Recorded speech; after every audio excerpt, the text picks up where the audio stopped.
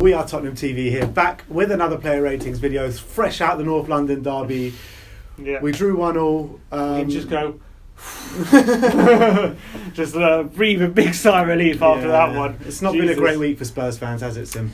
No, past 3 games has been a bit of a... Well, let's listen. The league campaign has just gone from, potentially challenging first place to now are we even favourites for fourth? Well, I think just about top 4 with the continuing fixtures we have. When you look at the run-ins for all teams, yeah, it's tough. When you look at Chelsea and Arsenal's tough. run-in, they've only got United to play, and then lower league teams apart from. We got to go to Anfield and we got to go to City. I know it's tough. It is tough. Look, first of all, we'll get into it, but it's not beyond us to get results there. But they're also one thing in our advantage is that we've got 6 of our 10 games to play at home, and the other teams have to play away from home. Is that an advantage for us though? It's probably more advantage. I don't know. You're right. I don't know. Or if we move to the new stadium, it could give us a lift that we need, but we're in dire straits at the moment. Anyway, let's get into the player ratings. Yeah, let's start with it. Hugo Lloris, we gave him a 9. Absolutely insane from Hugo. We dug him out against Chelsea, but how he's repaid us against Arsenal, Mm-hmm. That save in the first half, absolutely sensational. And what can you say about a last-minute penalty save against Aubameyang? Exactly. Obama who? Obama what? Lack of bottle, I think he showed. Exactly. Look, he saved us. Let's be honest. If he hadn't put that penalty, if he hadn't saved that penalty, I don't know what I would have done with myself. I was literally on the brink when Arsenal won that penalty in the 90th minute. If they would have won in the 90th minute at Wembley to win, to literally be a point behind us, that would have been too much to take. So Hugo, look, he saved our skin, and you've got to give him all the credit in the world because he saved all Spurs fans from all the ridicule that to be honest, he should be getting a 20 for this performance because honestly. To save a penalty in the last minute against Arsenal from the... Exactly. Man, it would have been too much. You can't even contemplate what would have happened if Aubameyang slotted that away. Man, I was so... when they won that penalty, I was just... I head down. I couldn't look at anyone. I was ready to just run out of Wembley, but... Thank you, Hugo. Thank you. Man, we appreciate all your efforts. And you got to be fair to him, it was a big save against Vardy as well in the penalty that won us the game at Leicester, and this won us a point. So he goes some way to making up to what happened on Wednesday night. That's for sure. All right, Trippier, we gave him a 4.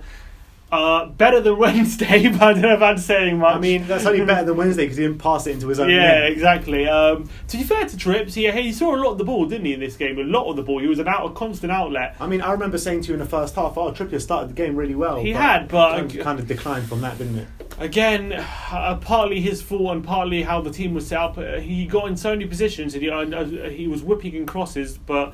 no one getting on the end of them time after time. How many crosses did he whip in? He put in such awful crosses though. There was some crosses. I think you mentioned that 10 Peter Crouches couldn't have got. Yeah, there was one in the second half where he smashed it just so far over everyone's head that even 10 Peter Crouches or standing on each other's shoulders can have reached it. But the thing is about Trippier, he gets into such good spaces, but his bread and butter should be crossing the ball into the box, but he's not showing that at the moment. Yeah, well, I mean, to be fair to him, I think it was his free kick which led to... it wasn't the penalty, but it was his free kick which led to the goal, which Kane was ruled out for offside. That was a nice ball in. Unfortunately, I got ruled out. But he struggled, I felt, defensively a bit against Iwobi. Iwobi got all the better of him quite a few times. A couple of times where he got skinned alive, didn't he? Yeah, by Iwobi. And to be fair to how we set up, I think 3 at the back helped him in that sense. Didn't get too exposed, and that's why we were so far forward all the time. But again, it just wasn't too great from Trippier. I feel like we keep digging him out, and I think it's rightly deserved. But he has to improve his performances. That's the fact of the matter. I don't think he was. Yeah, he wasn't great. He wasn't great against Arsenal, but I guess it was a tiny bit better than against Chelsea. I don't know. Well, anyway, let's move on to Davinson Sanchez. We gave him a 6. I actually thought he would have got a much higher rating if it wasn't for those mistakes for the 2 goals. He gave away the penalty. Yeah. Whether it was a penalty or wasn't a penalty, or still his challenge. Was it a penalty, do you think? I don't think it was a penalty. I think the thing that Sanchez did wrong was he got the wrong side of Aubameyang. He allowed Aubameyang to get goal side of him and to allow him to, in a situation where if he went down, the ref had to make a decision. However, looking back at it, at first glance, I thought it was a definite penalty, but looking back at it, I thought there was actually no contact. And I don't think it was a dive, but I think Aubameyang went over very, very easily, and there was no contact, really, not much contact, and I think the referee got it wrong. But it was a tough one to see because I thought it was a penalty straight away. I'll tell you the truth, I haven't seen it back because it just pains me to watch this Yeah, game. after I haven't seen the highlights back. Haven't seen the highlights from the Chelsea game either. You know, I've just had All the Emirates, yeah. I've gone to the games and just had a complete blackout of Tottenham afterwards this week. But in terms of the first goal, that was a very big mistake. Yeah, you know, he headed it right to Lacazette, and that was a call. It cost us a goal. Let's be honest. That mistake cost us a goal. But when you're looking at his whole game as a whole, his whole game in total, like, I thought he had a really good game. He was commanding, he winning a lot of challenges, very important player at the back there. And I think he gives us, I think we've said it before, I think first of all, I've said it before that he looks better with Toby and Jan beside him, I think. I think he looks better in a back three. I think also when he's in a back three with them, as good as Toby and Jan are, which they're superb defenders, Sanchez really brings that big pace and power that they don't really have. Well, not that they don't have, but that he added that he can put on top of it, he can complement them. That's so when they saying, stride forward, he's very good at covering. He's a very quick defender, and I think that's good. In terms of attacks Arsenal had, he kept the strikers quite quiet. Lacazette, I know Aubameyang got the wrong side of him. That happened, but it's him coming off the bench with half an hour to go is always going to stretch you. But he kept Lacazette fairly quiet. I felt Lacazette had one chance pretty much the whole game. He went off 55 minutes. Yeah, he went off probably frustrated that he didn't get any spare change out of Sanchez or all the other centre backs that we're going to get to. Yeah, but like you say, I think Sanchez really complements Toby, or they all complement each other, to be honest. I think his passing is not at the level of Toby or no, it's not. Or even Foyth, to be honest. I think Foyth's better on the ball than Sanchez. And actually, Sanchez, when he first came to Spurs, I remember speaking to one of the Ajax fan channels, and they were saying one of his strong points is really his passing and his lofty passes. Yeah, so maybe he hasn't just shown it yet. He said he's shown glimpses of it, but I think sometimes he's a bit too.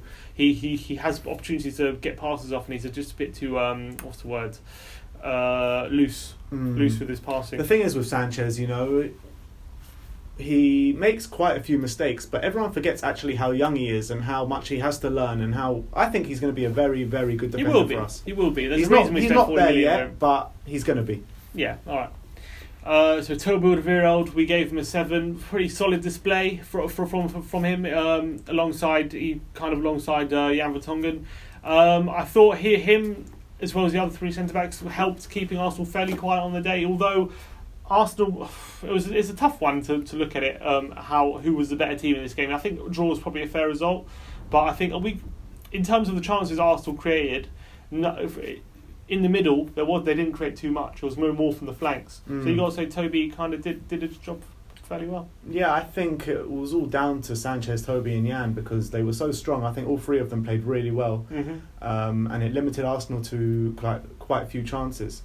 Or very few chances. Yeah, it was a pretty standard performance from Toby. Nothing too amazing, nothing bad. The thing is, his pings weren't really getting anywhere, were they? Because we were trying to play it over the top way too often, and it was just getting snuffed out every time. That's one thing I was going to pick up on. Yeah, it became so predictable whenever Toby got the ball. You knew what he was looking for. He was looking for that ping over the top of Son or to Kane, and the Arsenal defenders were reading it every time. And I think they probably studied our play. Emre's not an idiot, and he probably looked at how we set up and see that we do that quite often. And it became way too predictable. And I think the struggle that we had was we couldn't really play into midfield because with Wanyama and Sissoko, it was there's not much passing ability to get it in between the lines to feed Eriksen and Kane and Son, and that's why we kept playing just bypassing midfield most of the time, but it didn't really work. And I think I don't know if Toby's to blame for that. It was a tactic from Pochettino, but either way, it didn't quite work. I mean, it seemed like it was a tactic because it was just so repetitive. You know, it was just going over and over again. I think halfway through the first half, I turned around to you, or you turned around to me, and was just like, "Can we try something different?" You know what I mean? It's just like, come on. Yeah. Anyway, let's move on to Jan Vertonghen. We gave him an 8. We thought he was our best defender on the day. Very commanding performance from Jan. Not one mistake I can remember. And he saved us as well. I know he was encroaching a bit. Come on, yeah. But if Jan wasn't there, Aubameyang sorts at home on the rebound from when Iwobi squares it back to him. And thank God Jan was there because he somehow got the ball over the bar. Unbelievable defending in that instance. You mentioned Toby Alderweireld's pings. I think actually Jan Vertonghen had a few pings which were absolutely outstanding out to the fullbacks. And I thought his passing range has actually shown more than Toby's in this game. I thought he was absolutely outstanding, and I think he's been our best defender now past 2 years, you've got to say. Maybe even more. But yeah. And so he's really stepped up as our best defender. And did he sign that extension? I think he did, didn't he? He did. So he's got, we're going to have him next year. And for me, Jan should be captain. Should be club captain. I think he's definitely the best defender in the squad. Like it's who knows if he's better than Toby or Jan's better than Toby, but Toby's only got a year left in his contract now. Jan, I think, should feel like he's more committed to Exactly. And he's putting in performances week in, week out, Jan Vertonghen. And one more thing I want to say is that when he moved to left back, we finally saw a good cross into the box. That's also true. I don't get it. Like, why can't Rose or Trippier put in a good ball in the box? Like, this is especially Trippier. It's his bread and butter. And as soon as Jan, with 10 minutes or 15 minutes to go, he got a really good ball in, and Llorente nearly got on the end of it. So I agree with you. Again, he moved to left back. He looked okay. I mean, he wasn't obviously Dortmund levels. We only had 10 minutes, but I mean, he again another good shift. He showed his versatility. Maybe we can start using him more at left back if need be. So we'll see how that pans out. But another fantastic performance by Vertonghen. All right, move on to Danny Rose. We gave Danny a 5. Not a great performance from Rose. His performance is a bit slipping from Danny Rose. We were praising it before that hopefully we've seen Danny Rose of old, but again, he didn't look on it in this game. I mean, we'll get to when he was centre mid because that was a bit of a shit show. But when he was at left back, he was trying to take on his man. I felt like he was quite isolated a lot outside on the left. He wasn't helped that much. And him going forward, he didn't look too much of a threat, to be honest. He was dealt with quite easily. They had Mustafi, weren't you, before the game? They left right back, and Mustafi dealt with him fairly simply. We were all licking our lips when we saw Mustafi playing at right back and Rose playing left back. We were all thinking Rose can really, really have a go at Mustafi, but Mustafi, fair play to him, defended really well against him. Yeah, and he didn't give Rose any spare change, really. Obviously, with the 5 at the back, most of our width comes from the fullback, so there was a lot of pressure on those two to get forward a lot, be high up the pitch. But I can't remember too many times Rose in like very dangerous positions, like trying to get crosses in. Even like against Burnley, I remember we were saying he would play 3 at the back that game, but he was in a dangerous positions a lot. He was getting forward a lot. In this kind of game, I felt like he wasn't forward enough, maybe, or maybe he was pinned back a bit more by the Arsenal, because Arsenal are a lot more of an attacking team. I'm not sure what the reason was, but wasn't at his best. I think with Rose, he always shows a lot of energy, but this game it was like a lot of energy with no real quality. And that, especially when he moved to centre mid, when he moved in centre mid, he saw so much of the ball and he was so energetic in the middle there. But every time he got it, he just did something completely awful. He was hanging on to the ball way too long. He nearly lost it about 2-3 times. He could have given away about 1 or 2 goals. I mean, he did get to Eriksen off. So I don't know. Was it a sending off? Yeah, 100%. You think so? Oh yeah, I've seen that back. That was an awful challenge. And studs high on the shin. Definite red card. Good call by the referee in that one. But that was probably because Rose was hanging on to the ball too much. He dragged Torreira in. But I understand why Poch moved in centre mid. I understand the logic behind it. He was trying to burn a Spech. Exactly, yeah. But it didn't quite. It didn't quite work for me. I think I saw one where Rose tried a crossfield ball to Vertonghen and he played about 20 yards too forward. It was like, what is Rose doing there? Yeah. He shouldn't have been there. And all right, we'll probably won't see him again. Hopefully, in centre mid, that is. Yeah, in centre mid. Yeah, not left back. Yeah, centre mid. Go on. All right, we move on to Big Victor Wanyama. We gave him a 5. Poch had no options apart from Victor Wanyama to play in centre mid. It was basically him or Skippy, or to drop Eriksen back. But I didn't think he had too much of a bad game. There wasn't too much in it for him. Like, he got taken off pretty early, 60 minutes or so. I just felt he struggled, man. I mean, I thought he struggled a bit at the beginning, but I thought he was growing into the game. But then again, he didn't do much. That's the thing. I thought on the ball, his passing was a bit loose. He was a bit sloppy. He gave it away a few times. Him, though. I know, but off the ball as well, I wasn't impressed. like a lot of the times you I mean, he was putting himself about though. That's what he's there for. I felt like a lot of the times Arsenal were in the centre and I felt like they were running past him. I felt like they were breaking they were finding it easy to kind of break the lines of Victor when, back when he was his best, he was an absolute beast. Yeah. Nothing was getting past him. No one was outrunning him. No one was out-muscling him. I wouldn't say he got out-muscled, but I think his legs are just... I don't know whether he's struggling to keep up with the pace or anything, but I felt like he was just lagging behind a bit, and I felt like he did struggle in that sense of it to keep up with the pace of the game, and I felt like Arsenal did exploit it quite well in that centre mid, and although he was the closest player, I think, to Ramsey when he went through on goal, but he just couldn't get near him, could he? He just couldn't get near him. The thing is with Victor, he's been out for so long now. He hasn't played consistent football for about, a year and a half or something. So it's always going to be difficult for him, especially I'm not against all those runners in the Arsenal midfield. And I'm not criticising him for it because I want to see Wanyama back to his best, and we know he's got his injury problems. But I just got to say how it is. Like, I'm not going to say that Wanyama was back to his best because he's not. Look, obviously he wasn't back to his best, but I don't think it was. I don't think it was an improvement either. I don't think he was as bad as you were saying. I don't think it was an improvement on his previous performances. I'd like to see something that would give me an indication. Like, okay, we're going to see the real Victor Wanyama sooner rather than later. But I don't think his performance did it. Well, maybe he'll play at Anfield. Yeah, exactly. Maybe he'll score a rocket, hopefully. Yeah. But move on to Moussa Sissoko. We gave him an 8. Another impressive performance, and again one of our standout players. He was everywhere, wasn't he? Again, completely fantastic. Everywhere. Surging there was forward, not a blade of glass he didn't grass that he didn't cover. Yeah, he was fantastic again. Listen, you got to give Sissoko all the credit in the world because again. He was the man who was trying to make things happen for Spurs, trying to surge forward. He was popping up on the wing, popping up in centre mid, popping up in defence. He was absolutely everywhere. He was our midfield general. The only problem I had with not him, but just as a team, is that with him and Wanyama in the middle, it did limit us. Yeah. It limited us passing wise and technically wise because they're just not technically the best players. Would you have played someone like Eriksen deeper there or Skip? In hindsight. In hindsight, as in we did kind of play Eriksen a bit deeper. We kind of played, well, not deeper, but we kind of played that. I mean, Eriksen moved deeper later on in the game when we changed system, but from the start, would you have played Eriksen in that position? Maybe just because we have that cover with Wanyama and Sissoko. Well, with Sissoko, I don't know. His options were limited. No Winks, who is really pivotal now. We can see how pivotal he is now to our play.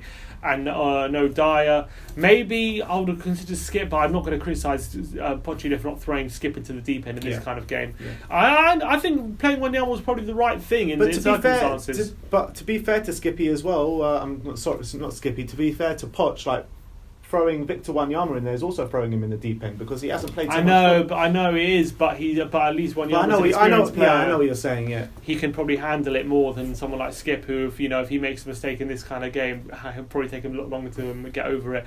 I think Pochettino didn't have too many options, but I think it hurt our team.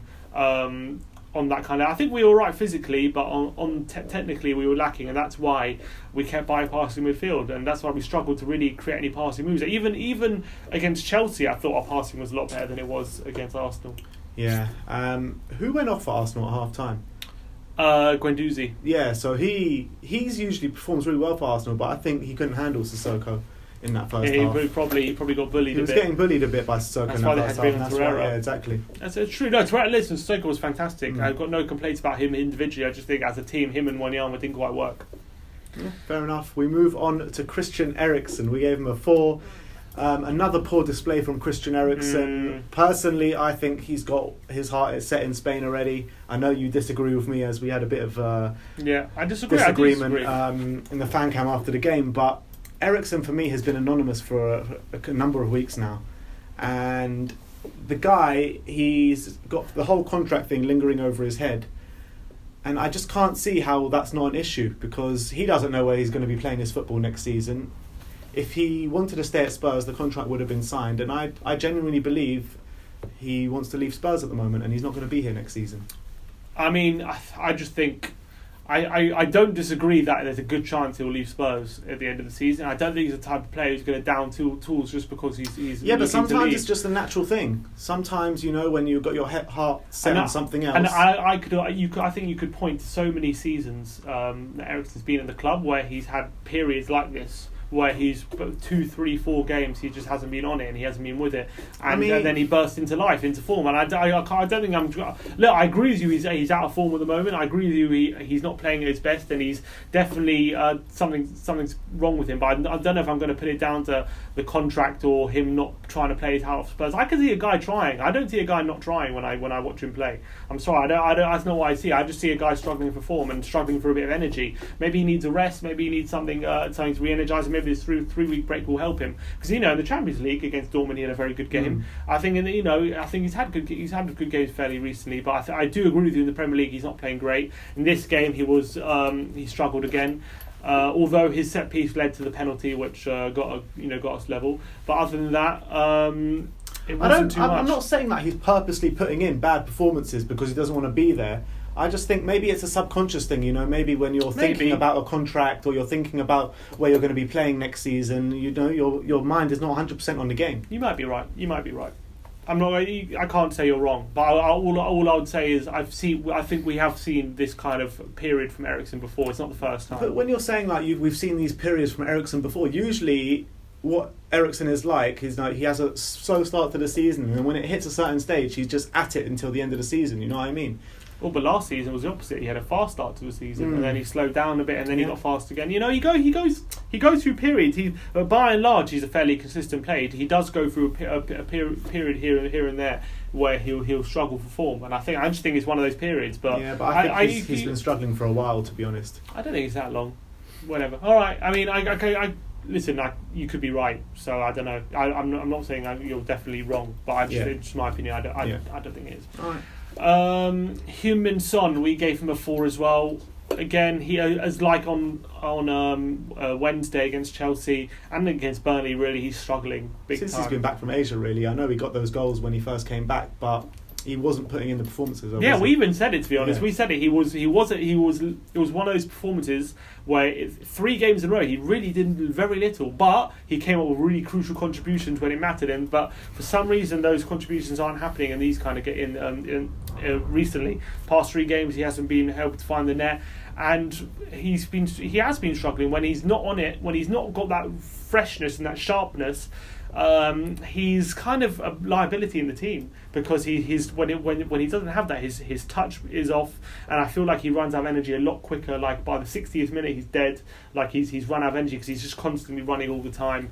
And I'm not advocating for him to be dropped or anything, but I just think it's something to be looked at for Pochettino, maybe how to manage that situation. I mean, you got to cut him a little bit of slack, because the tactics weren't really set up for him, because we were trying to play it in behind. I know he likes it in behind, but we never got it to him in behind because the defenders always snuffed it out. Yeah. So he was kind of unlucky in that sense, because he never actually got the ball in behind. But in that sense, maybe he should be dropping deeper, looking to get those shots off outside the box, which he's so good at. We know he is. To be fair to him, I remember there were points in the first half where he was actually trying to make things happen. He dribbled past a couple of players and got into the box a couple of times and nearly made something happen. There was that one moment where he went past about 4 players wriggling through the box. And then the last moment, one of the Arsenal players stopped. I think it was Socrates. So there were a couple moments, but by and large he was anonymous during the game, and I think him playing up front, he's played that role now most of the season, I would say.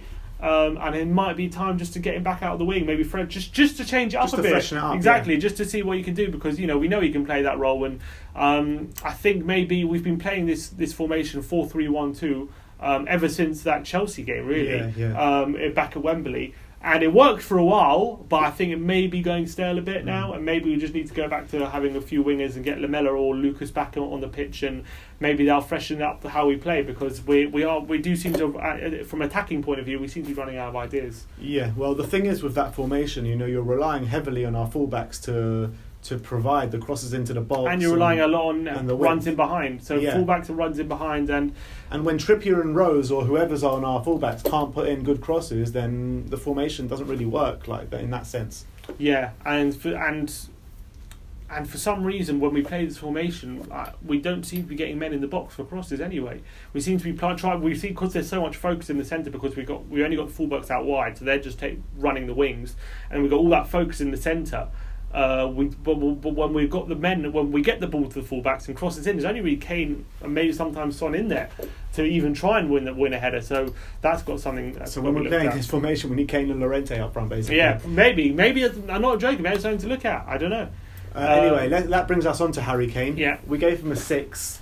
I think with Harry, he scored the penalty. Nerves was still to do that in a North London derby, 1-0 down with, was it 20 minutes? That was a big pressure moment because we did not look like getting back in the game at that point. So he had to score that, and it was, to be fair to him, right in the corner, a lot of power, great penalty. Well, he loves a goal against Arsenal. Of course he does. He loves a good, loves a penalty against Arsenal as well. He put it in the net as well in the first half. Was it first half or second half? First half. Great, that was a great header. Brilliant header. Shame he was just offside. Yeah. There was about 5 Spurs players just offside. Yeah.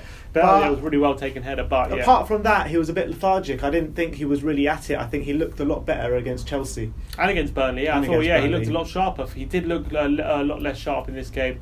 I agree with you on that one. He did. He didn't really look on it generally. Which is strange when against Arsenal. Yeah, I thought he showed a bit of passion, but I thought we showed more passion on Wednesday than he did in this game against Arsenal.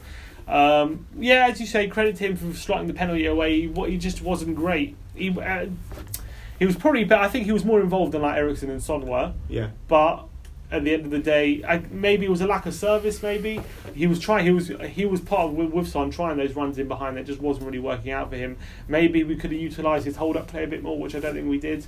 We didn't really get it into feet enough. We're always trying to get him on the run or get across in the box, and it just wasn't quite working for Harry. And I think maybe, as we say, a change of formation might have helped him. All right. Which moves us on to Pochettino, which we gave a 5. We gave him a 5 because we even though we said in the play ratings his centre backs did play well in general, we think it was the wrong decision to play 5 at the back in this game. Especially in hindsight, given the fact that Mustafi played a right back, we could have really got at him if we played Son out wide, but we decided not to. You're playing Arsenal at home. If it was away, maybe 5 at the back is the way to go. But if you're playing at home, we're the team that should be in the ascendancy. We should be having more players up front, As you say, Mustafi's at the back. Arsenal have a big track record of having a really bad defence this season. Why not just have a go at them? Yeah. Stick 4 at the back, stick another attacker up there. Why not? I don't know if he did it because he was going defensive. I just think he did it because in this formation it's less of a 5 at the back, it's more of a 3 and 2. I think 2 fullbacks push very high, so they're more midfielders. But I just, in this kind of game, I felt like because of the lack of passing ability in our central midfield, we struggled. We struggled to really get any passing moves going, and it would just end up going over the top all the time. And maybe that's something that, it's tough to say what he should have done and what he should have changed because of the injuries we had to Wington, Dyer and other players. He had a lack of options in that midfield, but he's paid the big bucks to kind of get these things right. All I can say is I looked at the game and we couldn't get any passing moves together, and I felt like maybe if we would have had Lamela on the pitch from the start, get him and Son on the wings with Eriksen behind Kane, we could have maybe had some better football going and just had Wanyama sitting and Sissoko kind of roaming around. Maybe that would have worked better, but the formation we played, I just didn't. What did we create? We created those 2 chances from the double save that Leno did, which we should have mentioned before with Kane, because that was a fantastic pass by Kane into Eriksen. What a pass that was, which Eriksen had to put away really, and Sissoko had to follow up. Other than that, we created the goal that was offside, which whatever, and then the penalty in the second half. What did we create in the second half? We've got a really big problem with creating at the moment. At the moment, past 3 games, even to be honest, more than past 3 games, you'd have to say. Ever since that period where Kane got injured after United, ever since then, even though we've won games, we won 3 games in a row. Even those games, we've struggled to create chances. And then Burnley, Chelsea, Arsenal, we barely created anything. Yeah. And so I think what's been similarities in those games is we've been playing this 2 up front formation, which worked for a while, but I think Potter's got to change it up. I do. I think he's got to get Son back out the wing, get Kane back up front on his own, doing his thing, and then maybe get another wing on the right like Lamela or Lucas, and I think that maybe hopefully that can freshen up our attack, because our attack's gone stale a bit, and it's putting more pressure on the defence as well. What do you think it is with Spurs this season? Do you think from last season? We've gone backwards, we've stagnated, or what do you think's happened? I don't think we've gone backwards, but I do think that I do think there's a bit of stagnation there in terms of. I think as a team we're more mature. I do think that. In what sense though? I think we're more mature. Like we can grind. Like we've got more points at this stage. It was definitely true 3 games ago. I don't know if it's still true. I don't think it's true anymore. We had more points at this stage this season than we did last season or at any point, because we had this ability to grind out these results when we weren't playing well. Think of all the draws we had last season. But we've lost 8 games this season. I know, but think of all the draws we had last season, like to smaller clubs, like to Swansea and West Brom and all these teams, where this season I think we've been grinding out those wins, and I think we've been getting over the line a lot more than we were last season.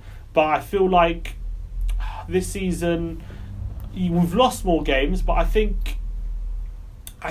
think we're more mature, but I think attacking wise we have stagnated a bit. I think attacking wise we've gone backwards, and even defensive wise, to be honest. And I think as a team we have gone backwards this season. I disagree. I don't think we've gone backwards. I think if anything we're just as good as last season.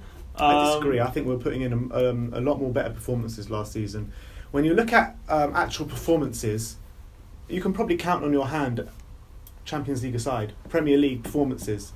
When you're looking at that Chelsea game, that 45 minutes in Old Trafford, the Everton game and the Bournemouth game. Can you think? And probably, the United game we lost as well. We were very good that game. Apart from those 5 games, tell me another performance where we were sensational in the Premier League. Not too many. You know what I mean? When you look at performances last season, we were putting in performances last season. We were blowing teams away at times. Yeah, but I think you're misremembering how poor we were for large sections of last season as well. Think about how we started the season. We started the season very slowly. We didn't really get into our stride again until November, December. How many, like last season we had that, when we played Chelsea, when we at the Bridge, we battered Southampton at home. We battered Stoke at home. But other than they weren't as well. You can probably count maybe on 2 hands just about performances last season that we were top on the money. So I don't think it's too dissimilar to that. And I think this season we've ground out more results than we did last season. Well, when you look at last season, you just to my mind, Arsenal at home and Chelsea away. We blow both of those teams away last season. Yeah. And but it's hard to compare because they're 2 different teams this season. 100%. But I'm just talking about the Spurs performance. I don't know if we're better. I don't know if we're better as a footballing team than we were last season. I'll take your point on that. I think last season we were putting in more 5-goal performances and things like that. But I think generally as a team, in terms of winning football matches, I think we are more mature this season. I think we're better this season, or if anything, not worse.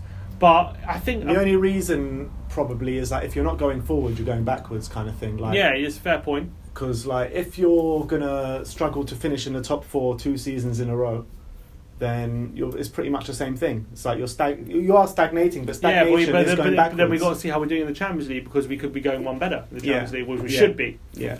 Better fucking hope so. But if we go one better in the Champions League but finish outside the top 4, it doesn't make a difference really. Because we need Champions League football in that new stadium. Yeah, we could go more than one better than what I mean. We're going to win it. I don't know if we'll win it, but we could. We could go far. We could go semis. We could go far. Who knows? Who knows if we can do the Champions League? I think the Champions League have been our best performances this season. Yeah, it has been. We've actually had. I think pretty much, except for Barcelona at home, I think we've been the better team in every game. Yeah, we have. In the Champions League this season. We made a big mess of that group now. We should have been qualified by the third, 100%. 4th game or something. Well, we should have been. We made a pig zero of it, but somehow we've got over the line. Minor miracle that we got over the line. So I think there's still a lot to play for in the Champions League. I take your point. Top 4.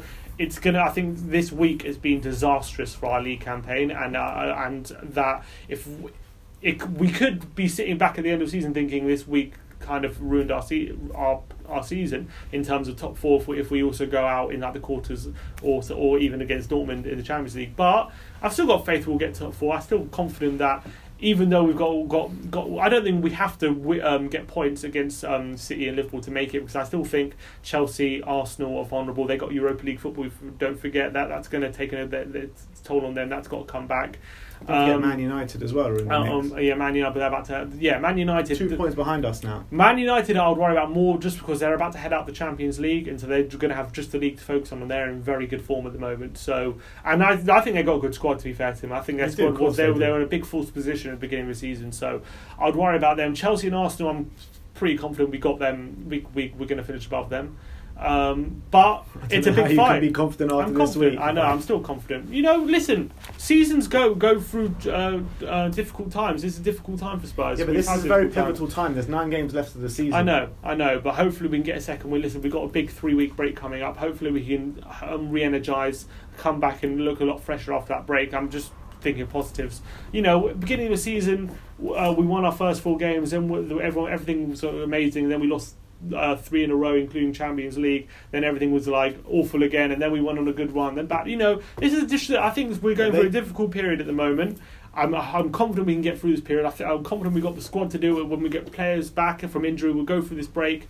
Hopefully we get. I know it's 1 point from 9 is really worrying, but I'm confident we can last the distance in this top 4 race, and then hopefully you can see what we do in the Champions League. Well, I guess they just got to kind of dust themselves off and just go again. Yeah, like you say, they got that 3-week break. Poch will probably take him away on some bonding trip. This isn't the first time Pochettino, even at Spurs, has been in a position like this.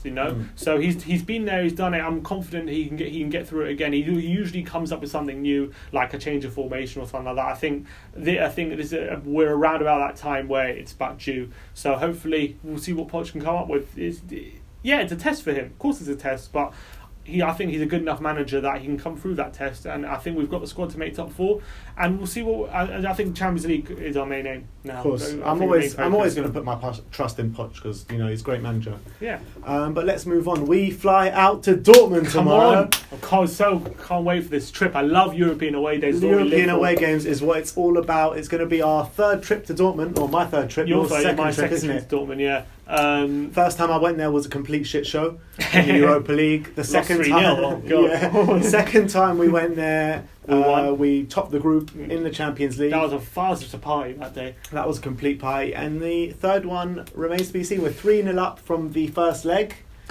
You got to say, if we get 1 goal, we're through. I know, but if anyone can screw it up, it's Spurs, isn't it? Yeah. So I'm not going to count my chickens just yet, but it's going to be a good trip. I'm hoping we go through into the quarterfinals. We haven't made it to the quarterfinals since we went out in 2011. So it's a big step for Spurs. We can just make that step, see who we can get in the quarters, and go from there. I think it's a big day. It's a big day on Wednesday, Tuesday for Spurs. So I'm looking forward to this trip. We're going to get absolutely smashed. Can't wait for the drinking. Can't wait for the Spurs fans, all the songs, getting a square. I can't wait. It's a mini holiday for us. Yeah. So I'm looking forward to this trip to Dortmund.